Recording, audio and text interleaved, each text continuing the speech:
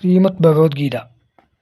സർവസ്യ ചാഹം ഹൃദി സന്നിവിഷ്ടോ മത്തഃ സ്മൃതിർജ്ഞാനമപോഹനം ച വേദൈശ്ച സർവൈരഹമേവ വേദ്യോ വേദാന്തകൃത് വേദവിദേഹ ചാഹം. 15-ാം അധ്യായം പുരുഷോത്തമയോഗം. ശ്ലോകം 15. സർവസ്യ ചാഹം ഹൃദി സന്നിവിഷ്ടോ മത്തഃ സ്മൃതിർജ്ഞാനമപോഹനം ച വേദൈശ്ച സർവൈരഹമേവ വേദ്യോ വേദാന്തകൃത് വേദവിദേഹ ചാഹം. വിവർത്തനം: ഞാൻ എല്ലാ ജീവജാലങ്ങളുടെയും ഹൃദയത്തിൽ സ്ഥിതി ചെയ്യുന്നു.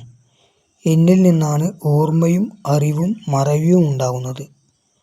എല്ലാ വേദങ്ങളാലും അറിയപ്പെടേണ്ടവ ഞാൻ തന്നെയാണ്.